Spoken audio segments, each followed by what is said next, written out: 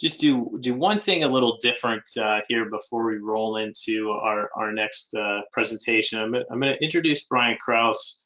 Leads the Energy Star product certification program that helps oversee the third-party testing, certification, and verification activities.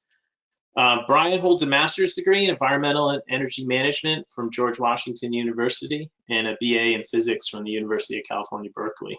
Prior to working for Energy Star, Brian was for 8 years with the US EPA's Office of Enforcement and Compliance Assurance, working mostly on wastewater management programs such as the EPA National Compliance Initiative, Special General Permit, EGP, and wastewater laboratory quality assurance.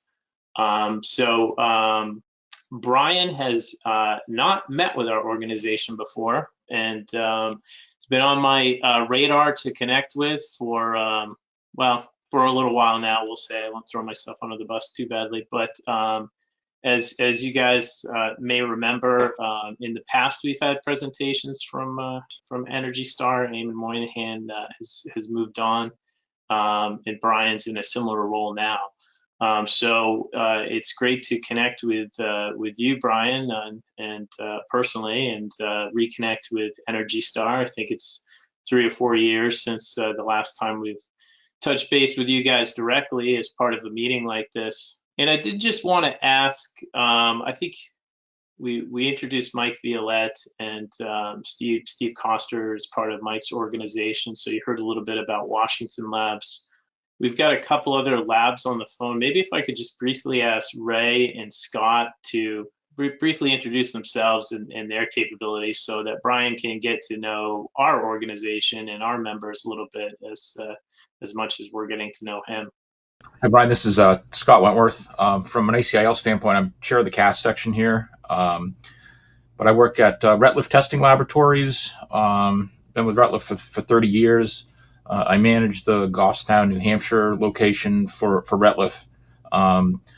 Retliff doesn't have a lot, hasn't had a lot to do with Energy Star per se. Our areas of testing are primarily EMI, EMC testing, also environmental stress testing, a little bit of product safety testing as relates to low voltage directive in Europe, but nothing specific to domestic or North American safety. Retliff has 3 locations here in Goffstown, as I mentioned. Our main laboratory and office down on Long Island in Ronkonkoma, and we also have a facility in Harleysville, Pennsylvania, where we were established in 1978. So we're 43-year-old company now. So that's a quick blurb. Hi, Brian. My name's Ray Clouda, and I'm the president at Elite Electronic Engineering. We're in Downers Grove, Illinois, just outside of the west of Chicago. Our lab is similar to Scott's in that we do specialize in the EMC area, but we also do a lot of other testing. We're also a TCB here, and we also do environmental testing, and we do a range of all kinds of testing from automotive to aerospace to commercial. So we get involved in a lot of different things. So that's what Energy Star is interesting to us in that area, that it is a product type testing. And but we haven't been really heavily involved in Energy Star. Thank you both for those introductions. Yeah. Steve or Mike, I know Mike, you got to tell us a little bit about Washington Labs earlier, but did you want to add anything else? We at ACB, which is my other organization, we had this Energy Star certification for a number of years. We did a very little bit of work, but we found that most of that stuff falls under like the big ULs and the big NRTLs that are doing the full product certification. And that special carve out wasn't part of our wheelhouse, so we let it go. We did investigate it. We got the accreditation, but it wasn't a commercial viability, frankly. All right, and then we certainly will have other members. Our membership includes accreditation bodies, some third-party certifiers and other independent labs that aren't with us live today, but should be likely to pick up and view your presentation after the fact. So can expect that we'll have some participation and some visibility to those members. But we welcome you, Brian, and look forward to getting to know you and hearing what's going on with Energy Star. Yeah, thanks so much, Dan, and I appreciate the intros. I know I'm a new quantity here, and it's helpful to get to know some of you who are involved in labs, and some of you seem to be conformity assessment experts and deal with international trade and issues which I don't normally get to hear about. So that's been really interesting to hear. And we can talk a little bit about, I've heard the term MRAs, and we can talk about international agreements and where we are with some of those at Energy Star later on. So I've been kind of in and out today doing my normal job and dropping in on some of these sessions. So I probably missed a couple of good ones, but I have learned a lot so far from what I've heard. And, mostly I think we can get through the material pretty quick, and you guys can just ask me what you want to know about in terms of Energy Star, because the slides I think are pretty simple, straightforward, and wanted to make sure that we can just have that informal conversation about Energy Star, whatever's on your mind. As Dan mentioned, my predecessor, Eamon Monahan, was involved with ACIL a few years ago. He's now I actually pulled out his card. He's with the Plant-Based Products Council now. So he's still in the conformity assessment business, just in a different role. I started with some of his slides from a few years ago just to see what kind of material he was updating you all about. And I did take some of those and convert them, update them for you today, but I think we can run through them pretty quick. They're mostly program updates and kind of numbers to describe Energy Star. Why don't I go to the next slide, which shows the agenda. I think we can get through, sort of the overview pretty quickly, since most of you are probably familiar with Energy Star to some degree, and go over the third-party certification process that we use and have used since 2011.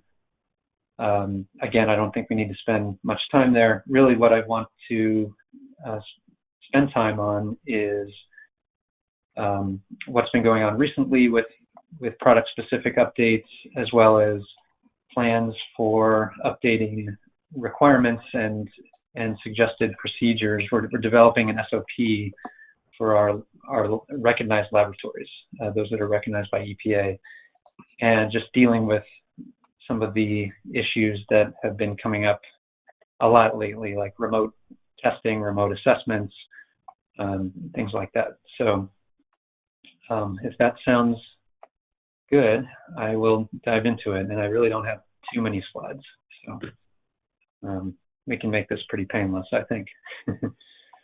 I did keep this lovely slide here and updated it with our latest numbers. We have one thing that's not on here is we do an awareness survey of Energy Star each year, and we're up to about 90% of households, of people we surveyed, who are aware of the Energy Star brand in some form or another. A lot of people think that it's the DOE that runs Energy Star, or maybe it's not a government brand, but it is a joint DOE and EPA effort. We to date have about 3,800 brand owner and retail partners. We do not partner with the OEMs directly unless they are also the brand owner. We have currently 70,000 plus product listings that are active, and 600 million units shipped in 2018 alone, which was the most recent year that I could get. About half of those are lighting, so your light bulbs, luminaires, I think, are included as well, which are the light fixtures. And the other half is all our other categories combined, of which we have now, I think, somewhere around 80 different product categories. Okay, so here's our one and only overview slide of the third-party certification process. Focusing on the labs specifically, and it sounds like Mike, maybe you went through this at some point. Becoming a recognized lab, there really isn't that much to it. I mean, we do require 17025 accreditation, or if your laboratory is a manufacturer test lab, you could be witnessed or supervised by the certification body. And if you go through an EPA recognized certification body, they'll be the ones who are responsible for overseeing the lab. They'll do assessments and basically take responsibility for the lab. We have similar requirements to 17025 for the witnessed and supervised manufacturer test labs, which we just call the SW or SMTL. For CBs, of course, we require 17065 accreditation.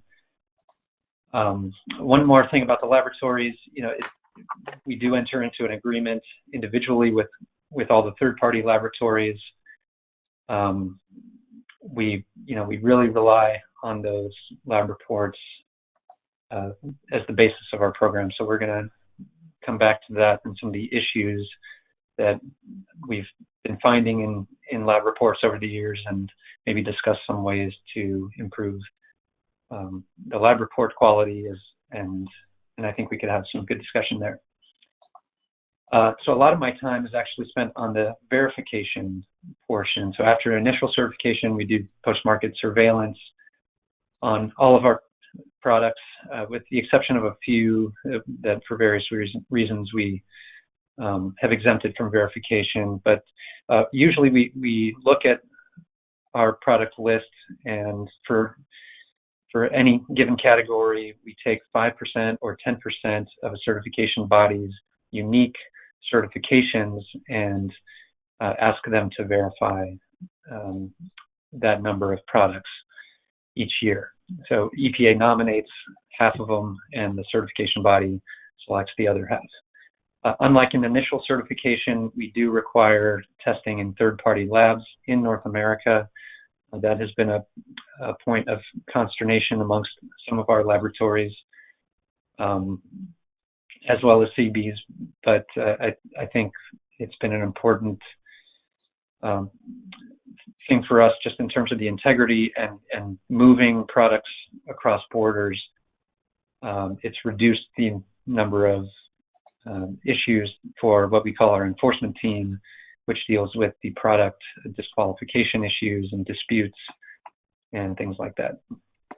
So speaking of which, that's the third box here, is enforcement of the Energy Star label. It's everything from test failures to certification errors, product mislabeling, misuse.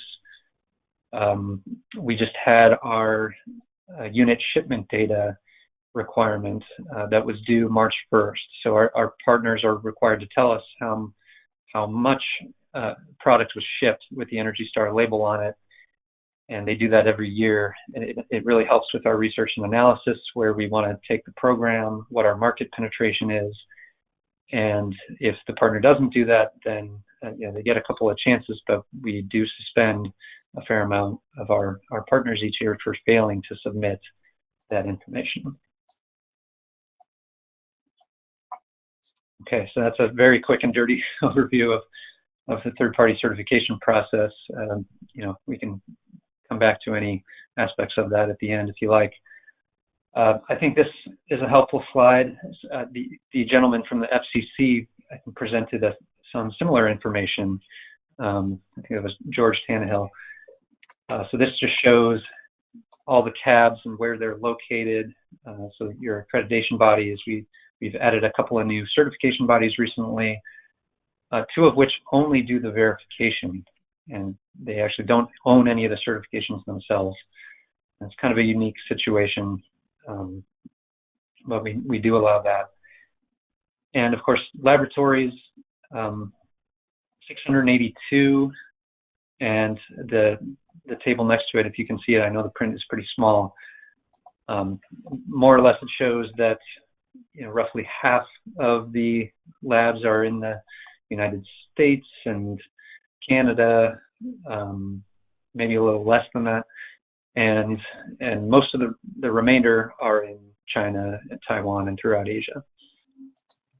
Okay, so just in terms of recent testing information, as I mentioned, there were 70,000 plus products currently certified.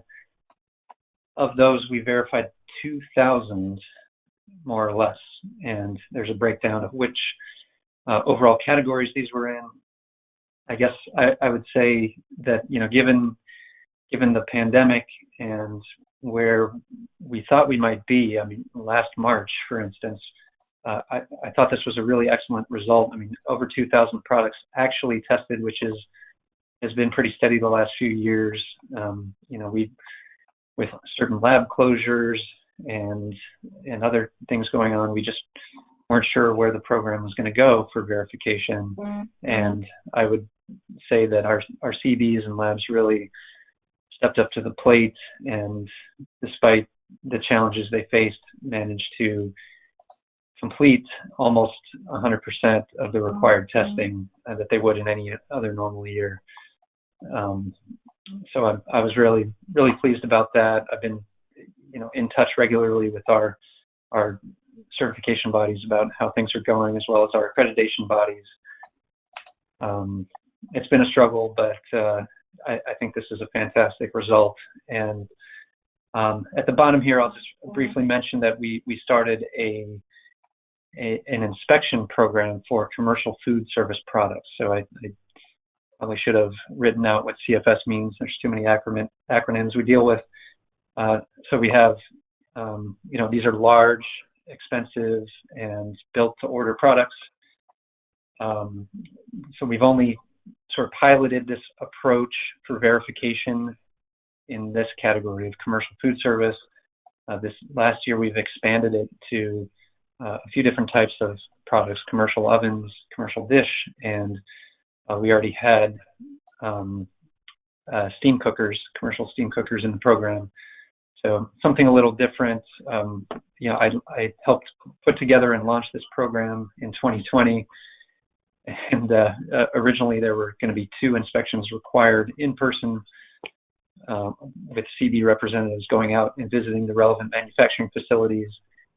In the end, we couldn't do any of those in-person visits, but with the capabilities that the CBs already had, we did manage to get a few done through remote inspection, which I think was great. And someone mentioned, the first person who introduced himself mentioned safety inspections that your lab does.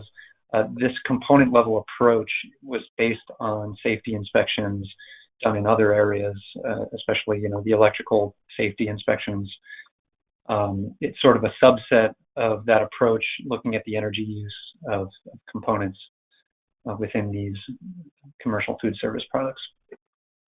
So that's something just relatively new, wanted to highlight. Continuing with 2020 results, we had a 95% compliance rate, which in this context means that of all the products that were tested, 5% or so were disqualified ultimately. The failure rate tends to be a little bit higher, but not all of those tests that failed result in disqualification. We have a documented procedure for how the brand owner may dispute that result. And then here are the raw numbers of products disqualified. I think 95% is pretty typical. Okay. I know this is maybe a weird place to put a slide for resources, but I just add that in because I wanted to make sure that for anyone who receives this, you could click on the latest test methods. We just updated that document for all our labs, and it's a go-to reference for them just in terms of what the latest is. I mean, it's a constant process of standards development and test method development. Wherever there's a DOE standard, test method, we tend to rely on that. They help us a lot.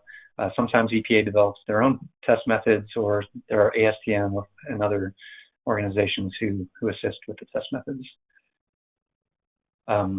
These other directives here, I just put down as if you want to peruse them at your own time. I don't think I need to go through them in much detail here, but just as a recognized laboratory, these are things to pay attention to in terms of how the Energy Star program operates, what we expect on the accreditation document. We don't usually look for test methods on laboratory accreditation, scopes of accreditation. We look for it to say, accredited to the Energy Star scope for testing commercial water heaters, or the refrigerators and freezers specification version 3.0, something like that. So we want the reference to the EPA specification as opposed to just the test method. Because of course, sometimes there are multiple test methods. It's just easier that way to, I think for the accreditation body and also for us. Okay. Yeah, so there's a lot of good information here. Measured versus reported values are questions we always get about that. And I think we can just move right along. This slide may have been in Eamon's presentation, so I won't spend much on this one either, but it just shows you the specification development cycle, how we decide where to set our performance levels for energy efficiency. We gather a lot of data, do a lot of market research before deciding to revise a specification. We do have two kinds of specification revisions. We have the major spec revisions, which actually alter the levels of energy efficiency, but then we also have what we call dot revisions, which are more minor. They can clarify something in the specification, or they can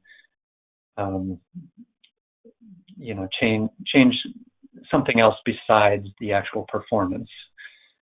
And with any of those changes, though, there's a lot of transparency built in.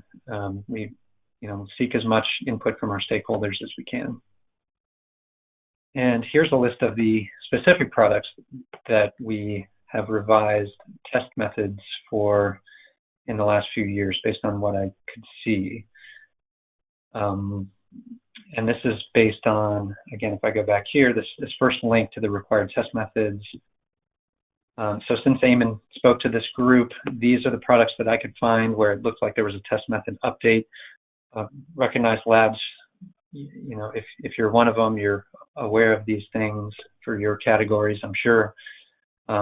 There's always a bit of a transition, 9 months between when an Energy Star specification goes final and when it's actually implemented and effective. So during that time, we would expect the labs to work with their accreditation body to update their scope. One thing I wanted to mention specifically, I did poll my colleagues at EPA who work on the specification development to see if they had any questions for laboratory folks. I don't know if there's anyone here who would work on this, but we are developing and just published a draft 2 test method for water heaters, and this is one of our products that's really become a big focus lately. Electric heat pump technology is something that really delivers a lot of savings, and this category has been going through a lot of change lately. So my colleague was wondering if there would be anyone here who may have been using this new test method that's under development and recently published. So feel free to say something in the chat or speak up after the slides if that applies to you. We keep adding products every year. There's a new focus on connected products, meaning connected to the electrical grid. And we've been adding what we call optional criteria to many of our specifications, like I think water heaters might be one of them that we're planning to add this to, but certainly smart thermostats, refrigerators, other smart home energy management products. In fact, we have a category of products which we call SHEMS, Smart Home Energy Management Systems, which must include Energy Star lighting, as well as at least a couple other energy connected devices. Brian, I just also encourage anyone who's viewing this recording after the fact, and not on the live meeting here, to reach out as well if you're involved in testing these products. So just figured I'd jump in and mention that so that we could connect. If you need Brian's contact information and you don't have it handy, then you can reach out to me through the ACIL CAS section, and we'll make sure you get connected. Great. Yeah, thanks for the reminder that this is being recorded, and my contact info will be available at the end. It's on the last slide once we get there. But yeah, thank you, Dan. All right, so really what I'm hoping to focus on again is what's been going on in the laboratories with our recognized personnel who do the Energy Star testing, and talk about the issues that we've been seeing the last few years. So as I really want to emphasize, the test report that comes out of the laboratory is the most important document for making the certification decision. You know, I speak to the CBs all the time about this and what kind of issues they face, how often that they go back to the lab to try to clarify something, or you know, and even our enforcement folks at EPA, you know, it really helps them if they have all the information they need about test failure when there is one,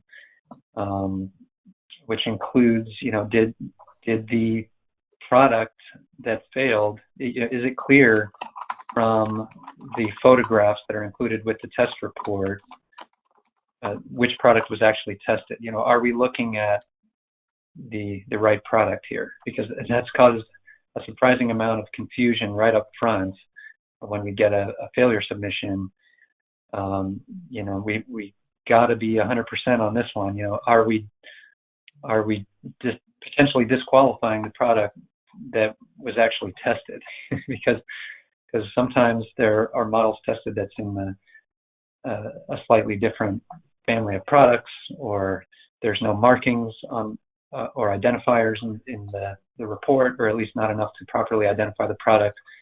So anyway, that's something that is pretty straightforward and I think is addressed in 17025 itself, but I think you'd be surprised to see the quality of some test reports don't really do a great job of identifying what exactly was tested. And so we're hoping to address that, make it very clear in a future SOP.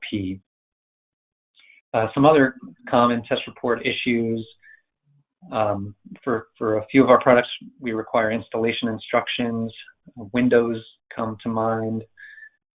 And if, you know, you could be honky-dory with the air leakage test and the required testing you need to do for your Energy Star window, but if you don't include the installation instructions, it's not going to be certified as Energy Star.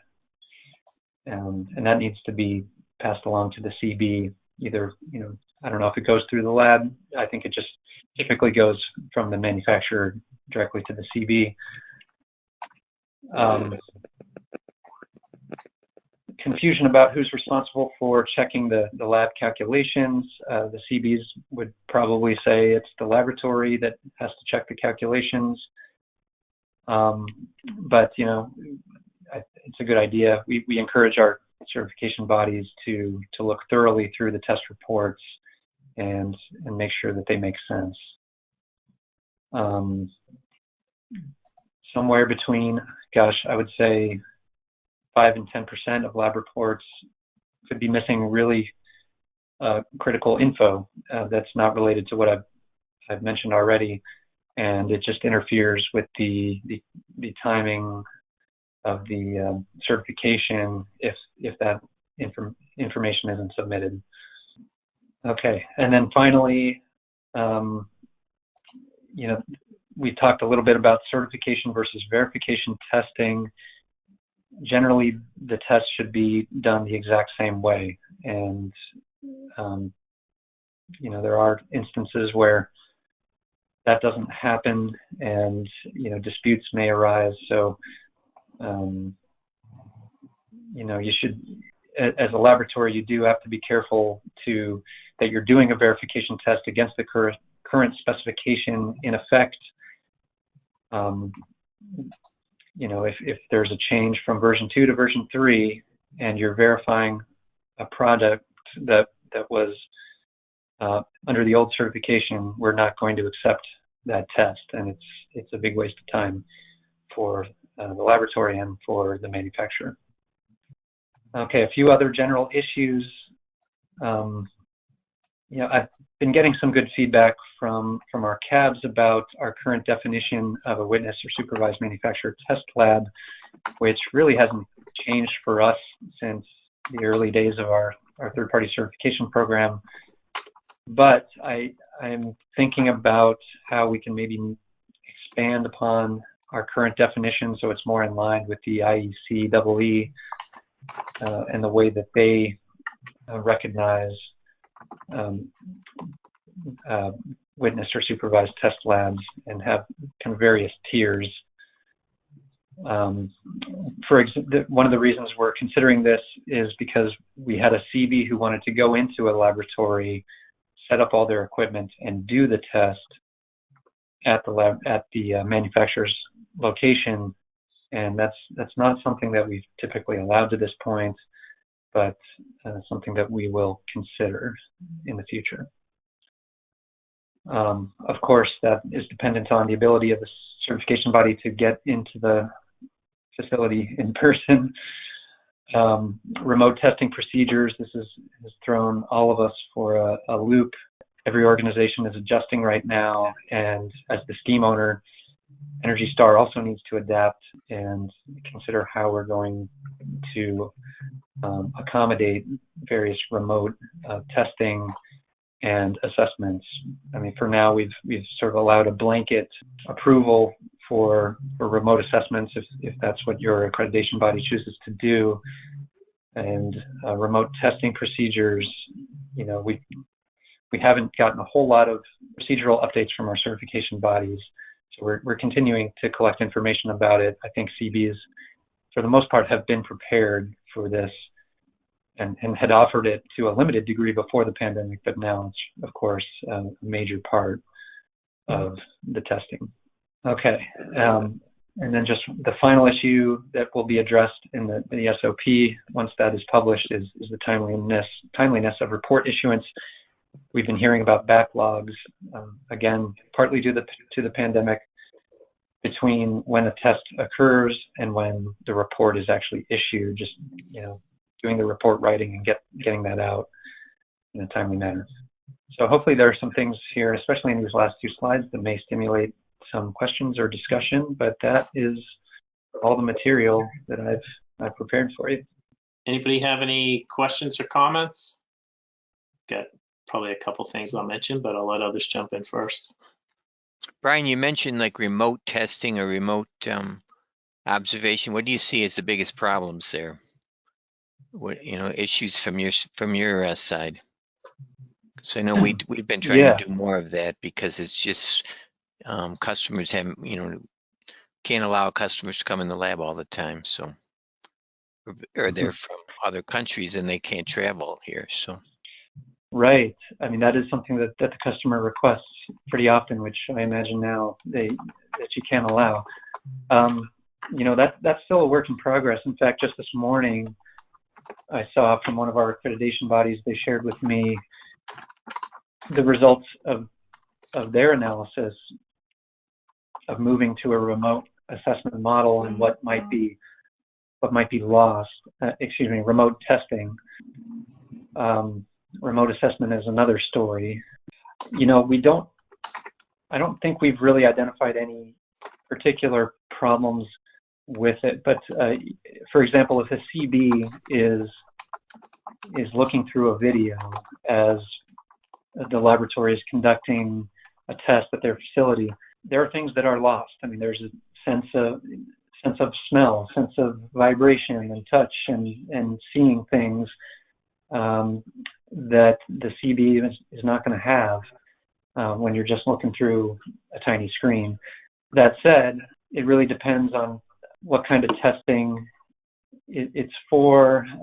What from the accreditation bodies, what I've heard is they're really not losing too much from their perspective. I mean, it's the assessments though and not being able to be there in person.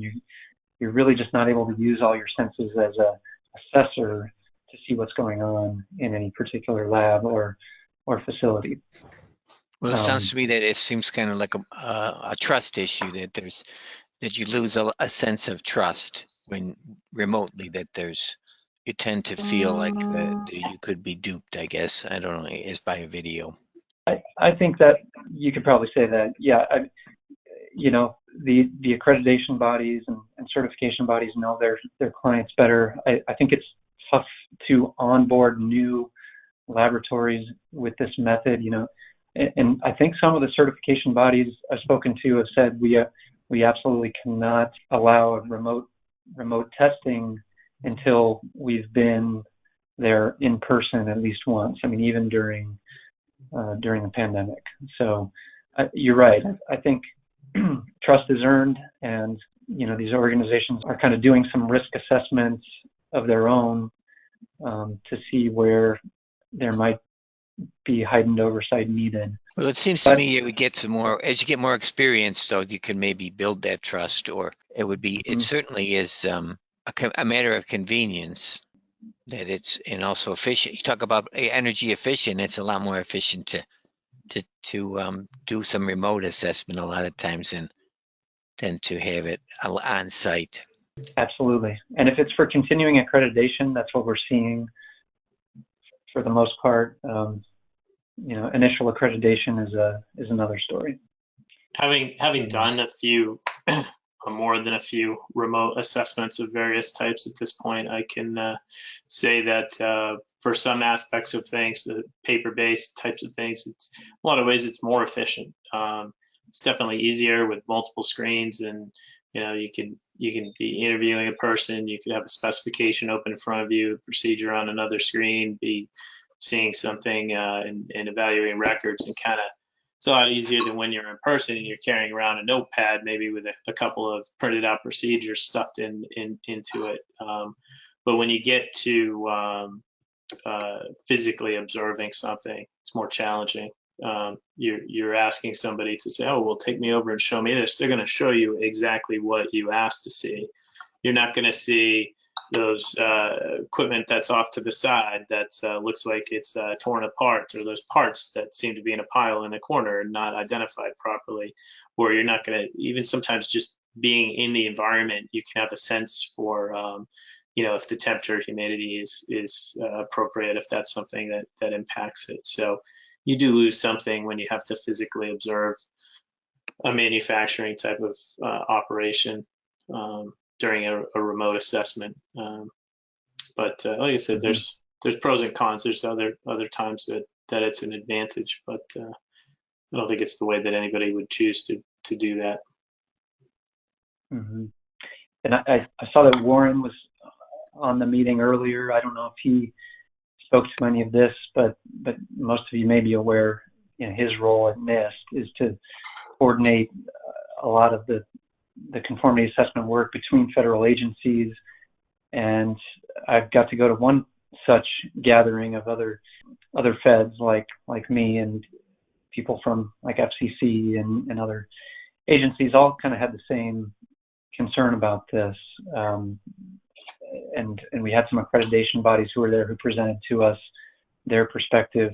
So I can tell you, we're definitely thinking about this and trying to coordinate between agencies, and because in the beginning, I think there was some confusion kind of pointing at each other between the accreditation bodies and the scheme owners. Who's going to provide direction about how to properly conduct a remote assessment or remote testing activity or inspection, things like that. I think the accreditation bodies want the scheme owners to provide as much detail as they can, and that's my intention is, representing Energy Star, but it helps to have sort of a higher level discussion about it, and Warren and his group have been leading that.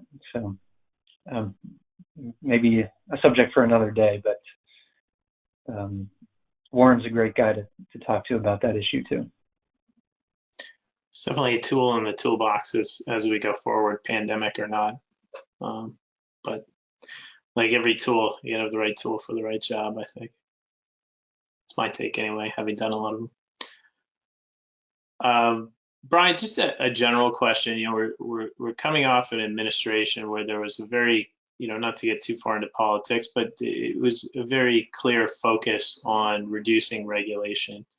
And I think it goes back to some of the conversations, I think, last time when Eamon was here, that there was at least some questions whether or not he could provide answers or not around whether or not Energy Star energy conservation programs would be a target of some of that.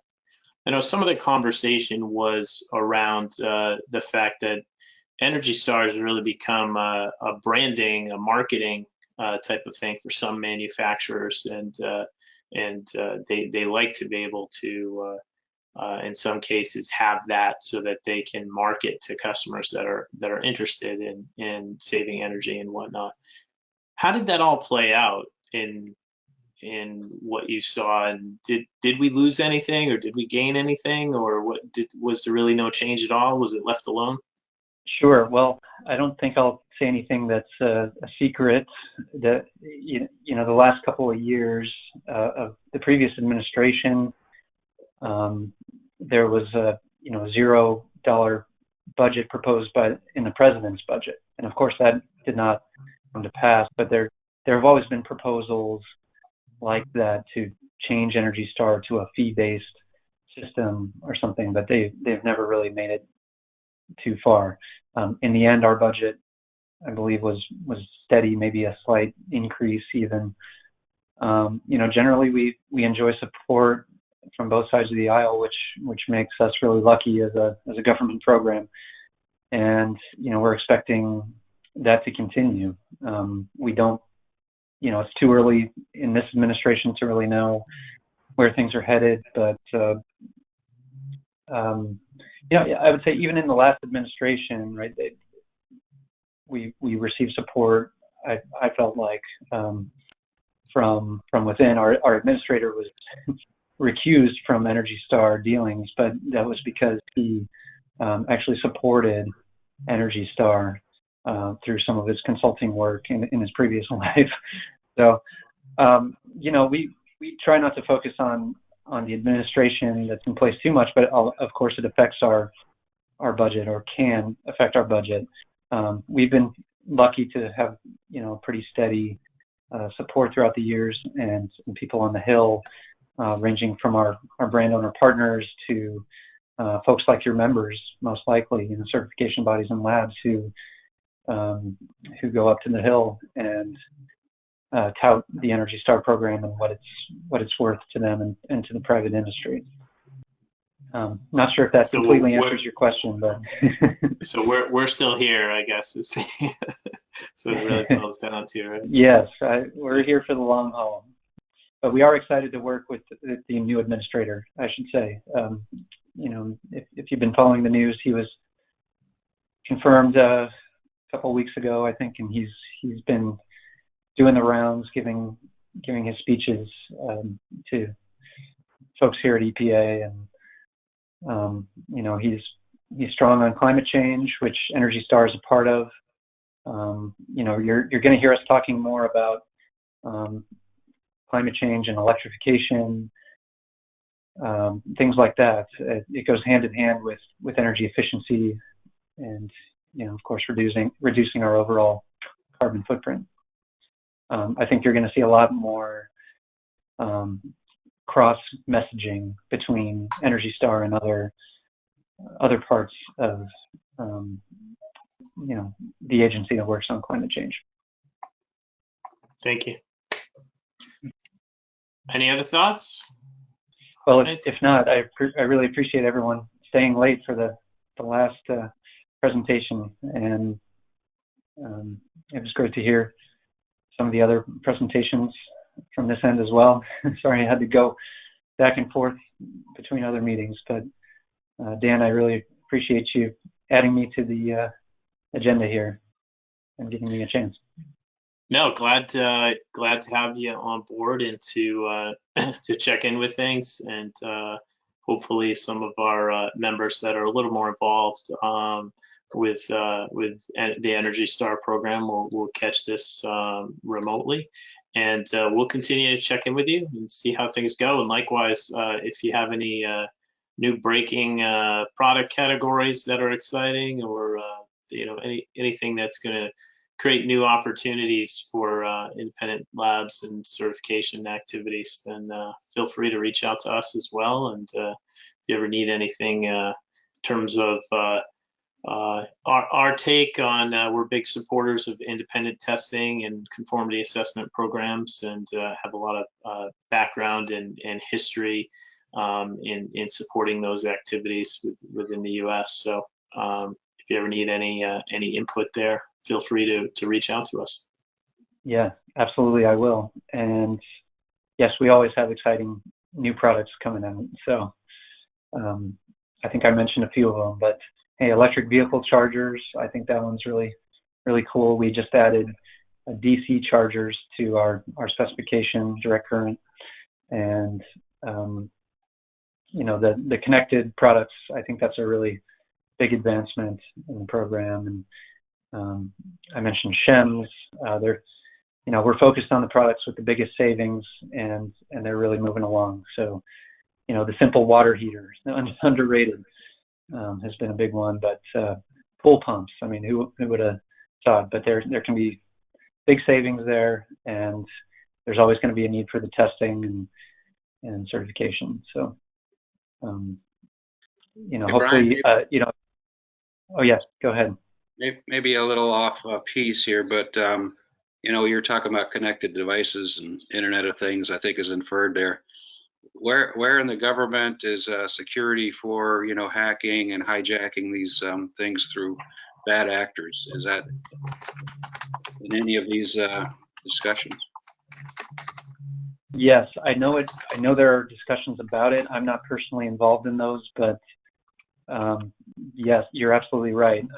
We've had, my colleagues have had discussions with other agencies, and just, I think they've even talked about putting some of the cybersecurity standards in to our specifications or something like that.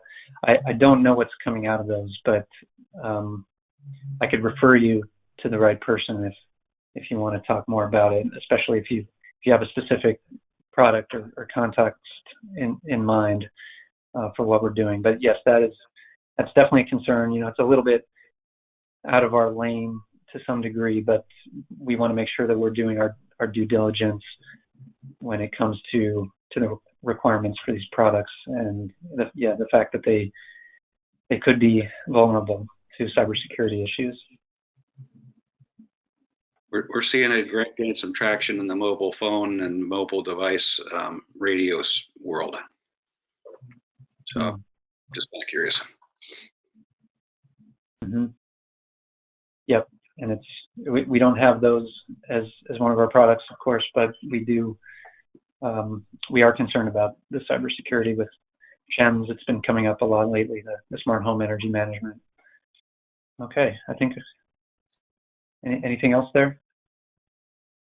There's another thread, but I already forgot what it was, so I'll turn it back to you, Dan. All right. Thank you very much, Brian. It was great to meet you, see you to the degree that we can in the midst of this. Hopefully it'll be in person next time. We usually do these things right around this time of year, and and have folks come in down in the DC area there. So we appreciate your participation, and it's great to have you. Great to meet you.